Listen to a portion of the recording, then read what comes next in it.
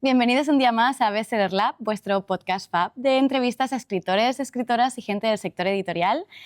Hoy estamos grabando un episodio muy especial porque no todos los días se tiene la oportunidad de charlar con una de las voces más originales y premiadas de la literatura fantástica actual.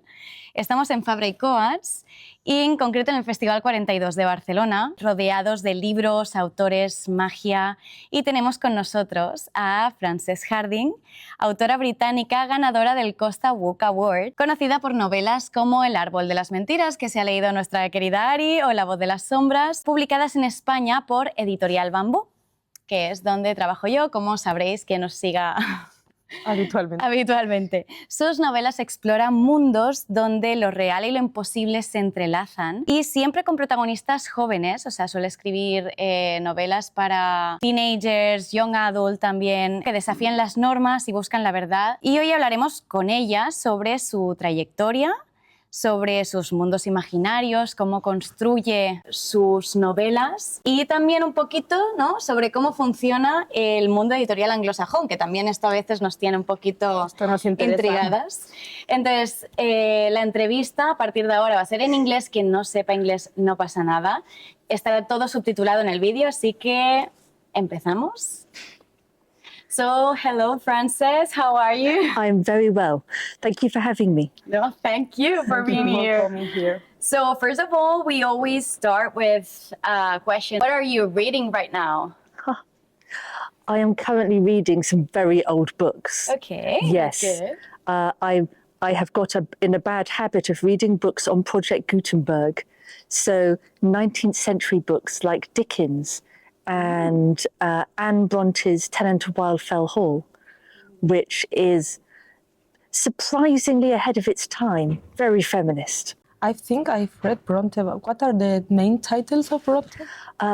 There were three sisters. Charlotte Bronte wrote Jane Eyre and Shirley and Villette. Most people know, if they know a book by her, they know Jane Eyre. Jane Eyre, yeah.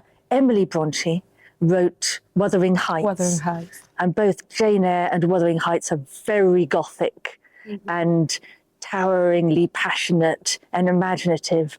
And Anne is rather different. She's more realist.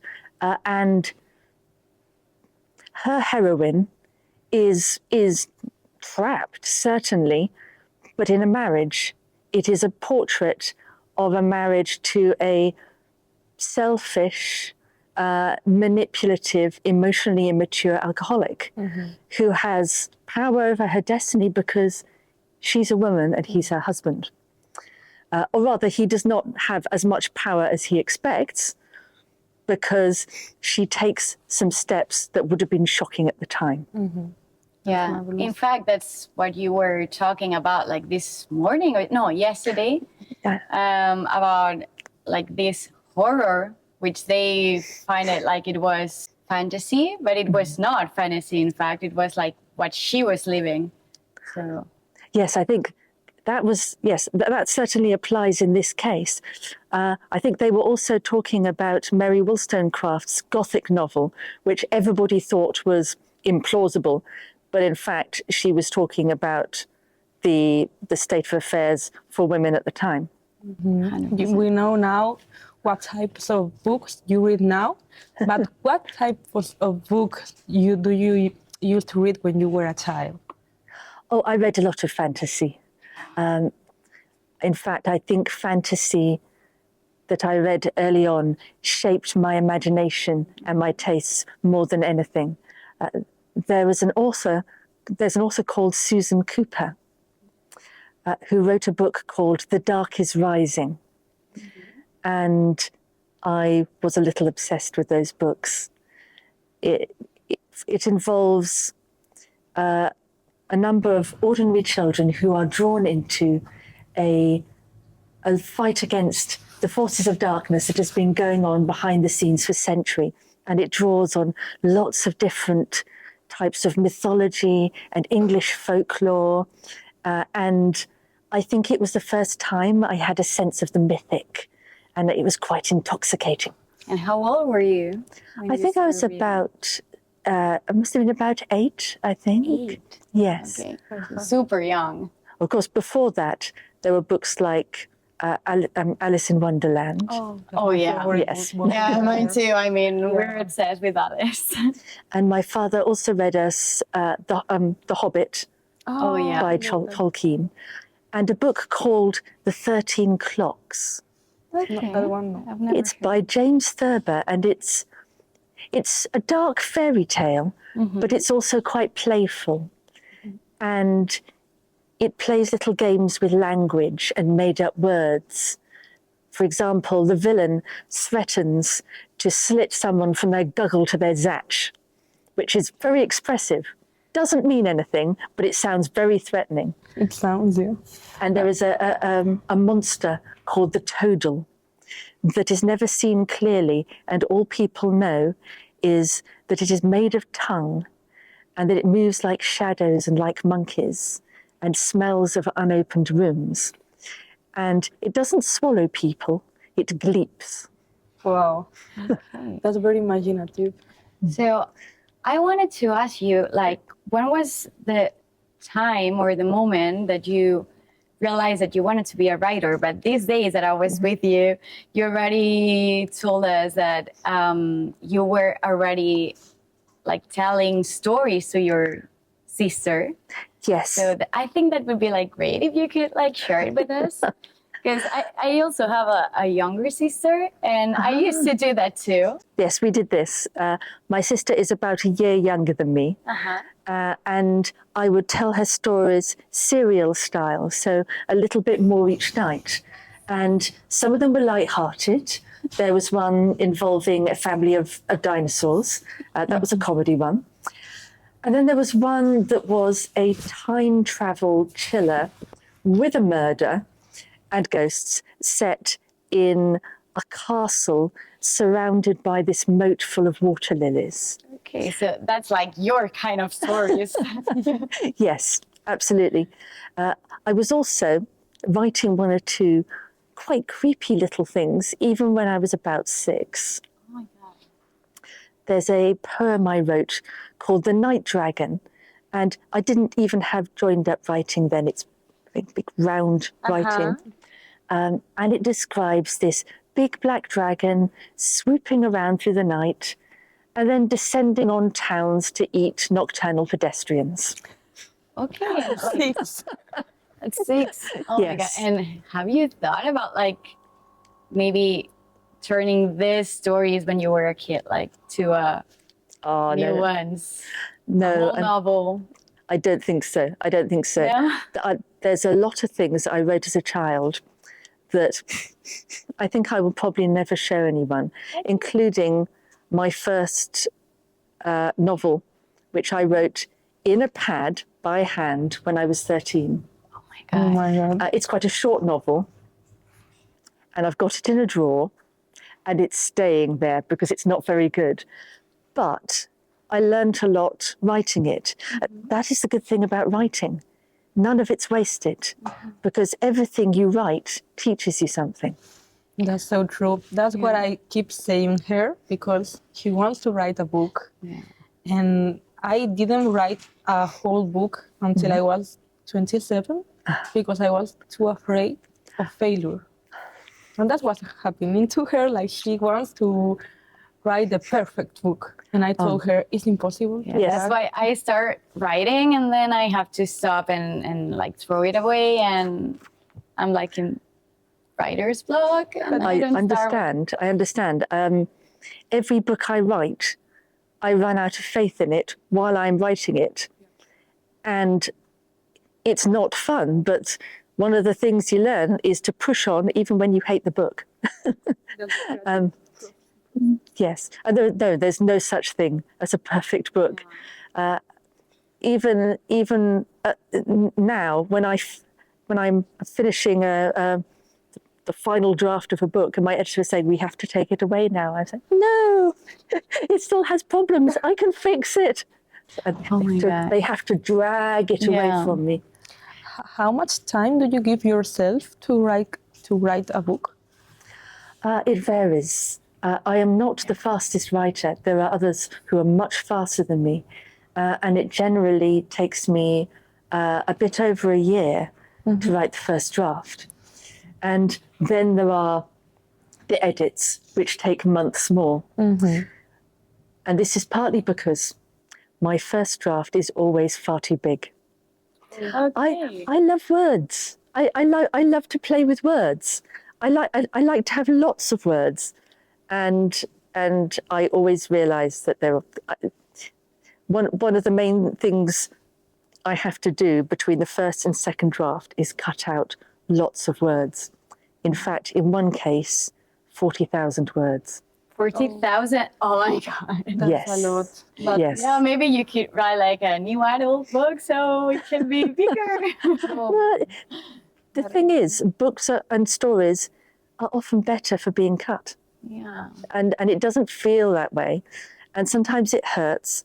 And so I have documents that are little villages for bits I've cut out that I really like to live in, where they are safe.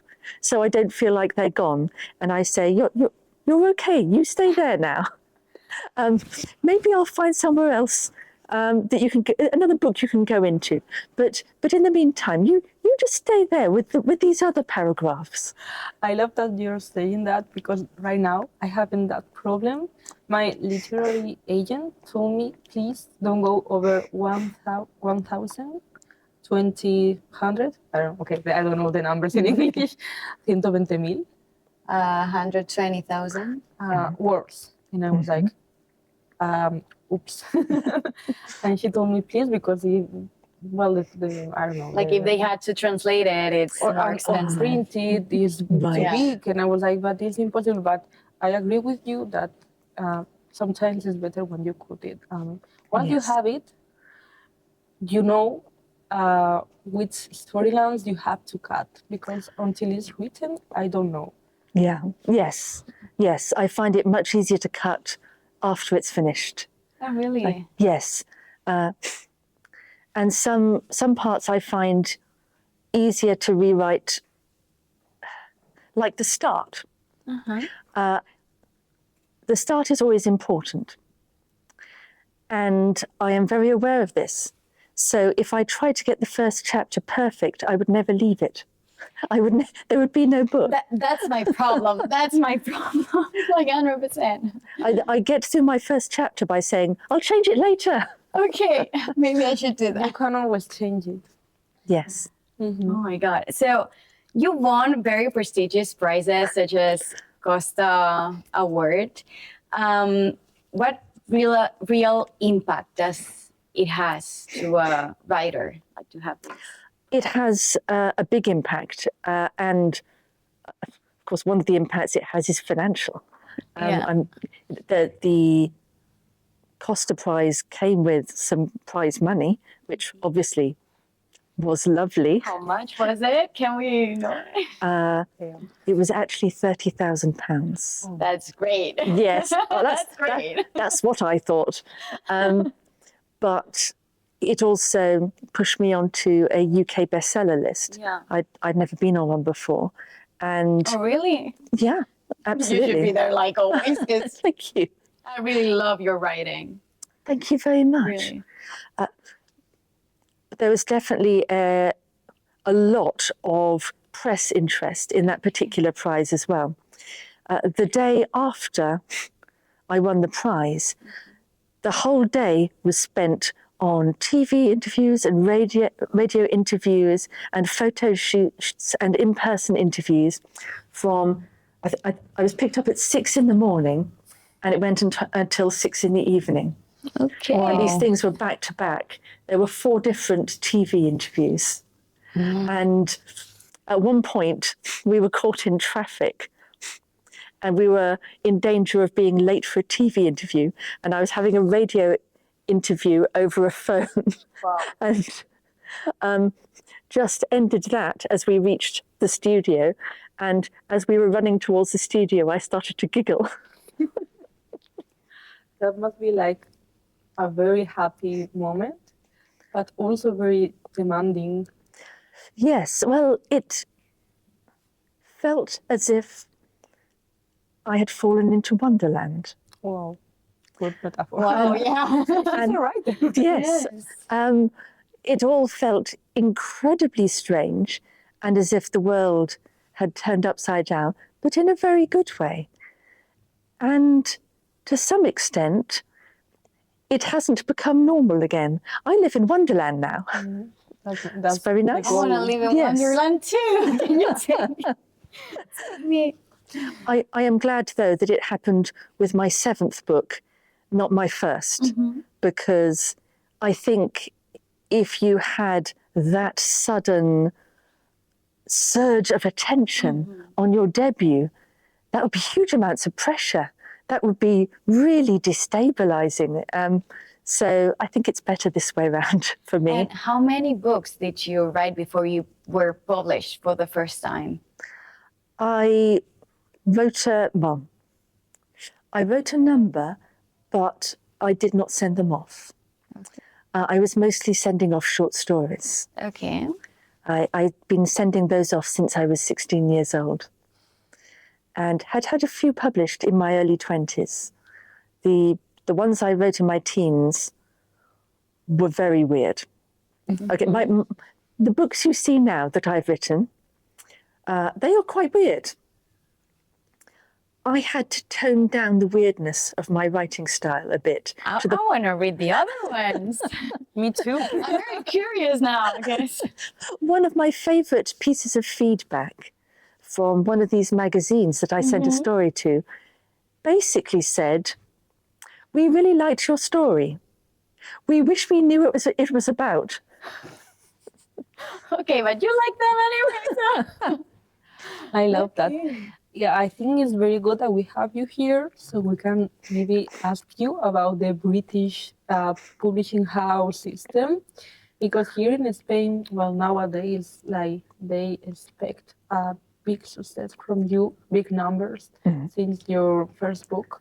Right. They don't give you time to grow, and they really pass on to the new one very fast. But in England, how does the relationship between the publishing house and the author work? Do you go with a literary agent? I don't know if you can give us some insight. Well, it seems to vary a lot. It varies from author to author, from publishing house to publishing house, and it's changing. Having an agent certainly helps. When I got my first book contract, I did not have an agent, but I had a friend who had seen my early chapters and thought they should be sent in to an editor. And she was already a published author. And when I said that I didn't feel they were ready, I didn't feel they were good enough, she stole my chapters and took them to her editor anyway. That's what a good friend does. She is a very good friend. Her name is Rhiannon Lassiter. She is an excellent friend and also a very good writer. We'll have to write that down. Yeah. I'm gonna do the same with her. That's great, because here in Spain, like, it's not like as normal as in UK or like in general in US, neither, to have a literary agent. It's not that common. For example, now you've got one, but it was not that common before. It's not, no, here in Spain it's not common to have a literary agent. Sometimes we don't even know that exists, but that's because they don't do the same work. Like, it's mostly, if you want to have one, it's because like you publish a book and then they are interested. I think most authors will know that literary agents exist. They are very much in demand. They do get to pick and choose, particularly the well-known literary agencies.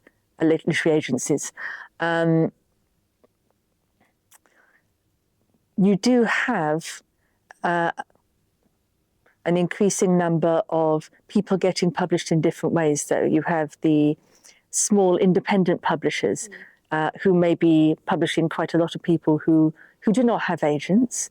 And of course, now you've got more people who are taking the self-publication route, etc. That is increasingly common in the UK. And what about like a Spanish author, for example? If I want to wants to publish something in UK, but not here in Spain first, and then do the translation and everything, but like to contact directly to a agent in UK, for example. Do you think it could be possible, or it's more difficult just because she's not from UK and it difficults everything? Also with like all the activities and press and...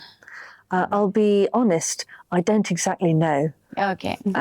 But what I have heard from some friends of mine who are authors who are not based in the UK is that it can be a bit of a difficult market to break into. I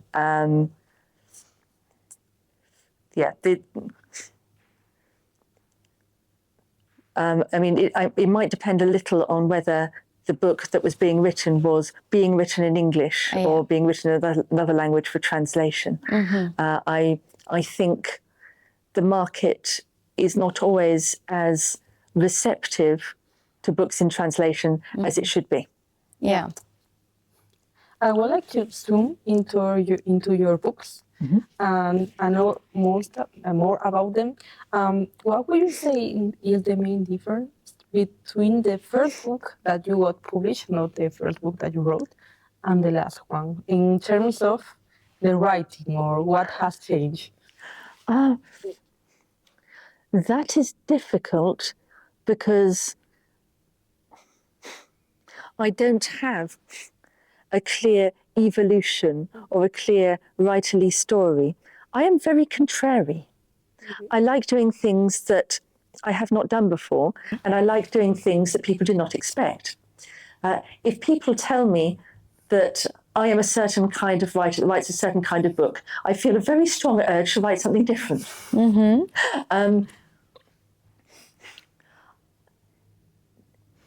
It is certainly true that the last few novels that I've written feel older, I think, a bit older than the first 5 or 6. Do you mean that they seem like they are writing for older people? Yes, a little bit older.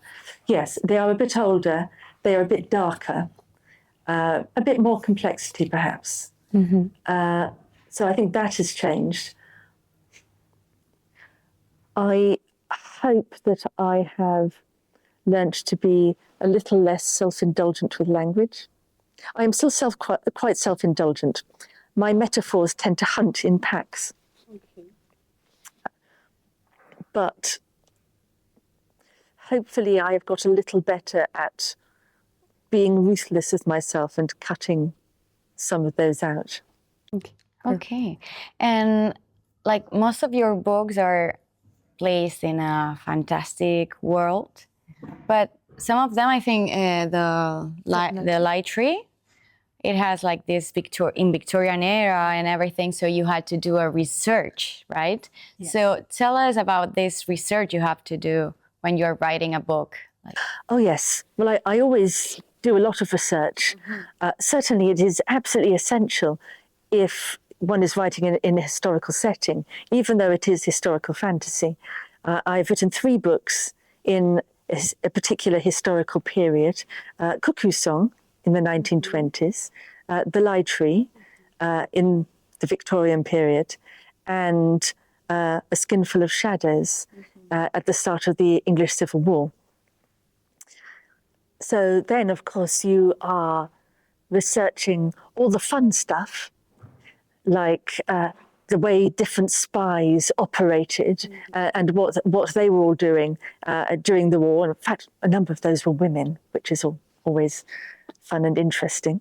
But also the day-to-day stuff, trying to find out what people like to be eating and wearing and so forth, and what their opinions are like to be. And yes, there's a lot of research. I sometimes get a bit carried away. There was one point where I lost a day trying to work out where some quarantine huts were outside Oxford, during a big siege of Oxford during the Civil War, because then I would know which gate my heroine would be leaving through. And I just couldn't find out. And then I suddenly thought, nobody cares. Yeah, that's the thing. Like you can take the license of doing whatever. Nobody cares. Nobody will ever care. I don't need to say which gate she left by. It'll affect how many rivers she crosses to get to where she's going next. I don't need to tell anyone about the rivers. Nobody cares. So yes, you can. That's the perk of fantasy, that you can write whatever. But I have to say that while I was reading The Light Tree, and I already told you this, but I'm going to repeat it, I love how you documented death in the Victorian era, and it made me learn. And then I went to YouTube and I searched luto. How do you say luto? When a person is dead and you have to keep, like you had to wear black. How is that called? What, mourning? The mourning, in here it has a name, like the luto.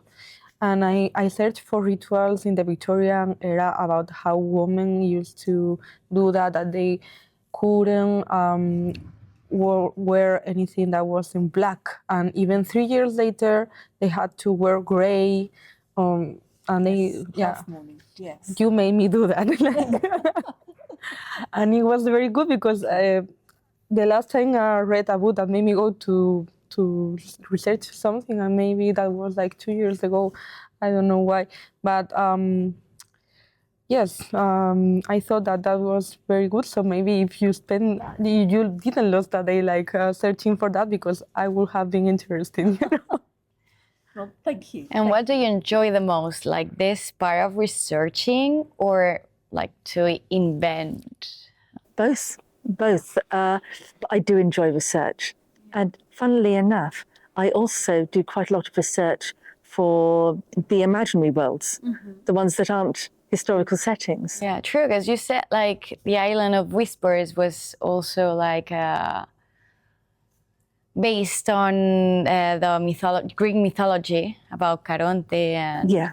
Yes, absolutely. Sometimes I'm looking into old folklore, old stories, but sometimes I am researching real things in order to lend some solidity to my world. So, for example, in Deep Light, a lot of the gods, these rather disturbing gods, are based on actual deep sea creatures. There's some very strange stuff down there. And the submarines that people are using are based on some really, really early submarines that were created in the 17th and 18th centuries.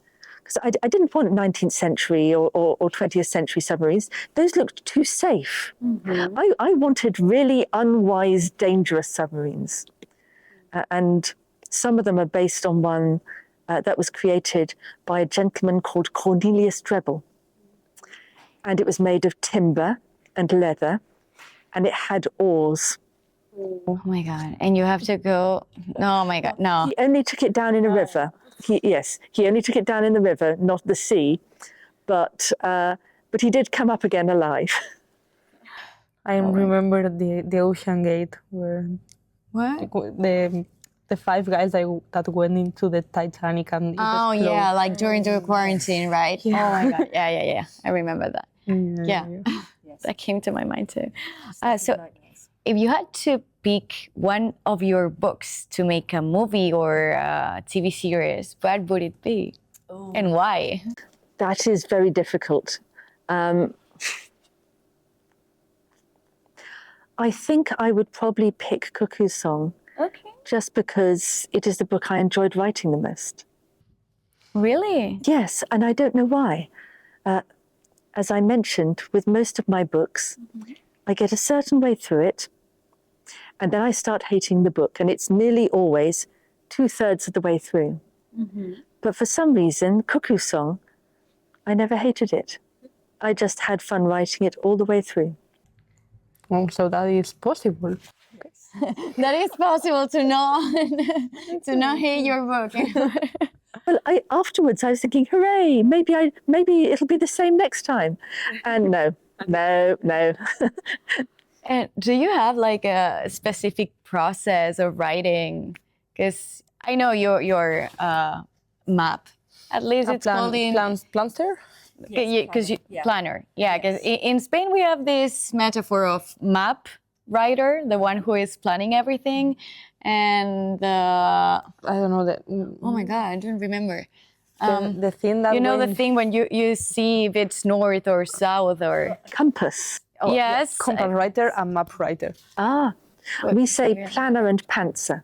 Okay. Planner is somebody who plans ahead. Uh-huh. Pantser, there is a phrase, flying by the seat of your pants. It means winging it. Like go with the flow. Yes, improvising it. And I know some very good writers who are pantsers, who just dive in and enjoy it better that way. At least one of them said, if I knew where the story was going, there'd be no point in writing it. I can't operate that way. I know how the story is going to end before I start writing it. And I know the main things that are going to happen. Also, like every detail of where is going to be the plot twist of the story and everything. Not absolutely everything. Okay. I like to leave some wiggle room so that the book can still surprise me. And sometimes I realize my structure is wrong and that I have to do something completely different.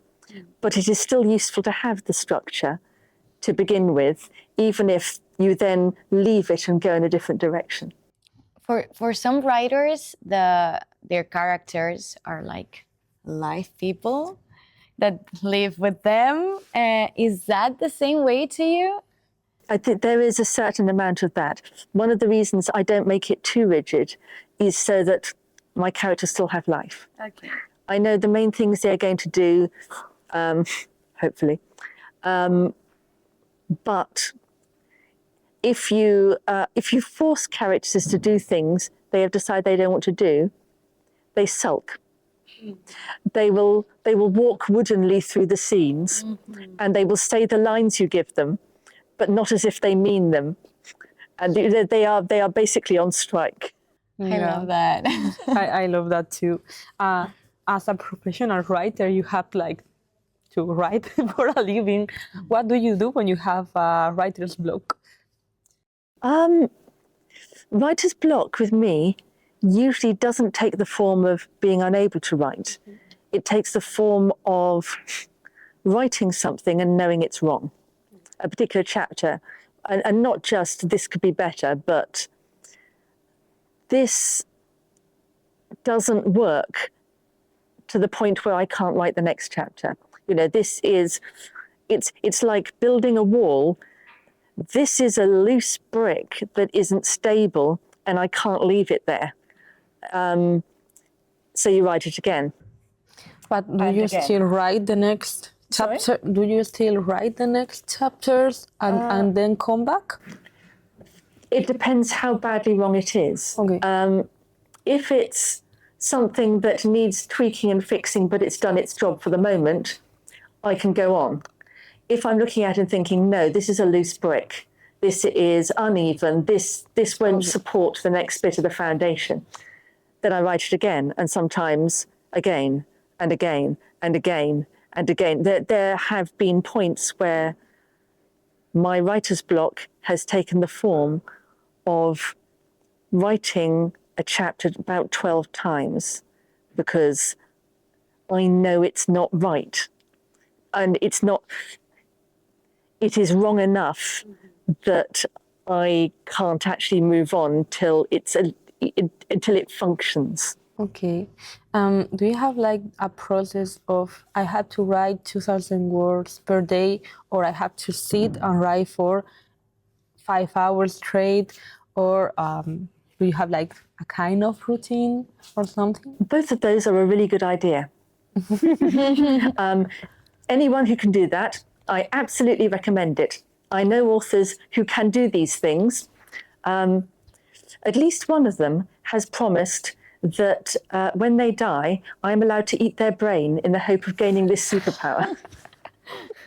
I am considerably more erratic and unpredictable. So there are days when I will write 7 words. There are days when I will write 7,000 words. Wow.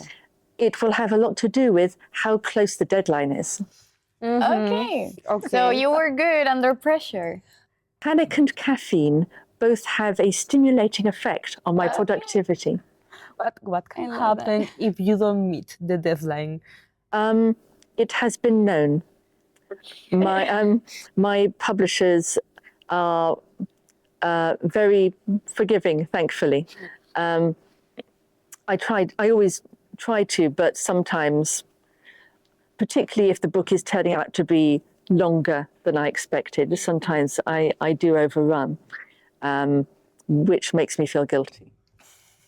And when you pitch a new story, do you have like this notebook where you write like a lot of ideas that can become a book, or do you know exactly what you want to write? I usually know the essentials. In some cases, I've written out an entire document with a pitch. There have been other occasions where I have had a conversation with my editor over meal and started with, well, this is going to sound a bit weird, but hear me out. That has been the start of more than one of my pitches. Okay, and your editor is like, yes.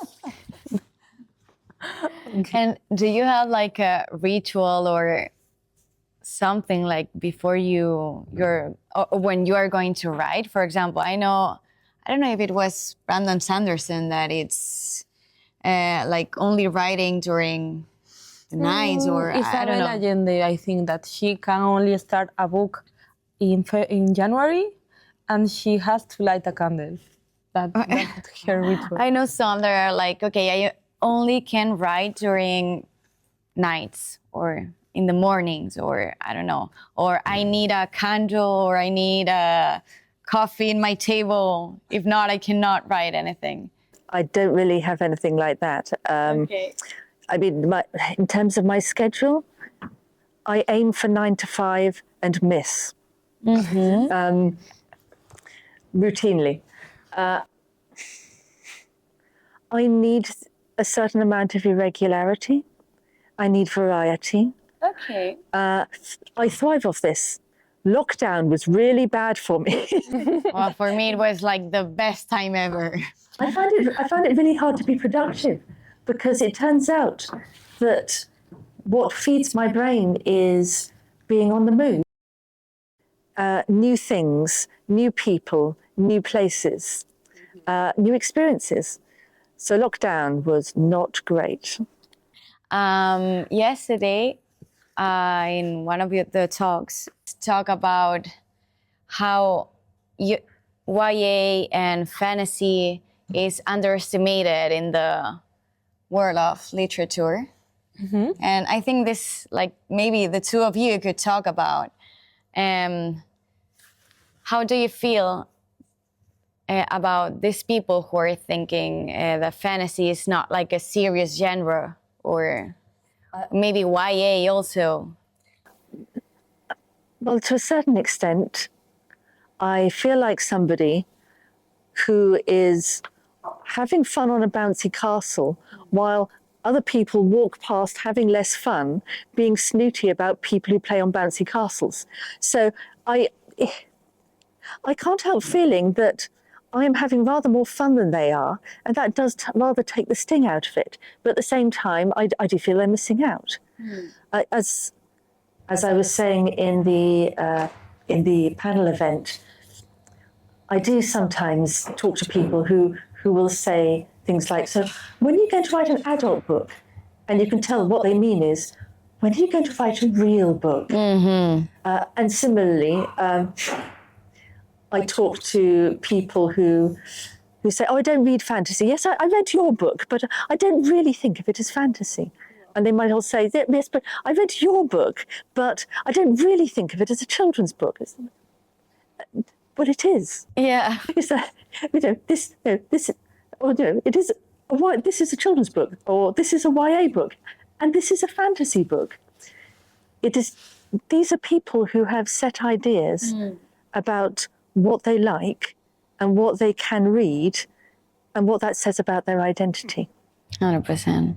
Which is a shame, because it is denying them some really exciting literary experiences. I'm not just talking about my books. I think that the best part about writing for young adults is that you can really impact them, because they are the ones that get marked by a story the most, by the stories they read the most.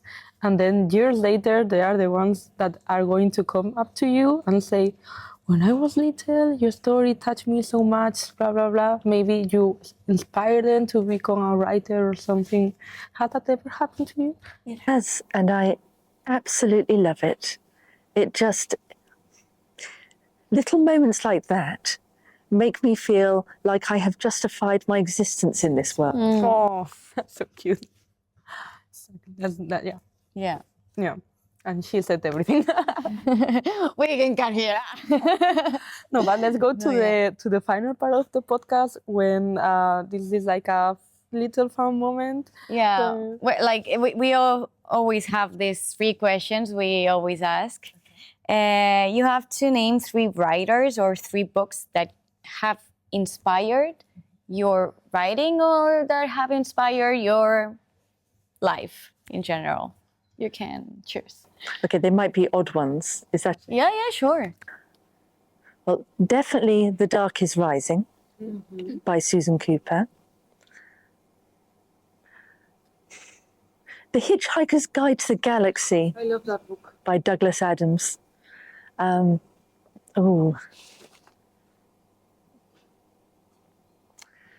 in Wonderland by Lewis Carroll. Yeah, 100%. I agree with that one. Alice in Wonderland is like a canon event for every little girl, I think. Yeah. I don't know why. I don't know, because I don't know, I have a lot of friends and they know my obsession about Alice in Wonderland. And they were like, I don't know why, because it was so creepy. And I was like, that's why. Yes, absolutely. I really loved it. It's because it is creepy and it has a very good art, which is very creepy also. Yes. I love that part. If you could talk with your past writer self and tell her like an advice, what would it be? If you're talking about my much younger writer self, that 6-year-old. yes, or the 13-year-old who is writing that novel and hiding it in the drawer, but making sure she does finish it, I would tell her, weird is fine. Don't worry, it will work out just great. That would be reassuring. The thing of weird is fine. It would be something that for my younger self would have worked, you that's know. very good advice. That's the thing that makes you different. Yeah, because I was a little weirdo when I was a kid. No, me too. That's the thing that makes you have a personality. Because if you're not weird, then you fit in and you don't have to develop a personality to fit in. That's true. And the last question would be, what advice would you give to a younger author who wants to write fantasy and who wants to start in the publishing industry? First of all, be stubborn. Don't be afraid of rejection. Don't be afraid of writing rubbish. Also experiment. Fantasy is not just the books you've read and the tropes that come up again and again, and it belongs to you as much as it belongs to anybody else. So use your dreams, use your nightmares, use the weird little thought that popped into your head the other day. Use the strange thing you noticed personally that nobody else seemed to spot. Use everything. Try things that don't work. And keep trying. Keep trying. That's a very good consejo, advice. Yeah. Well, Frances. Well, so Frances, thank you so much.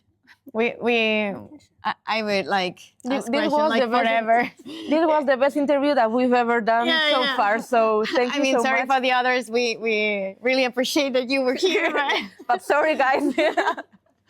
but like this is, oh my God, this is great. Like really, and I really enjoyed and I read only 3 of your books, but I really want to read every book.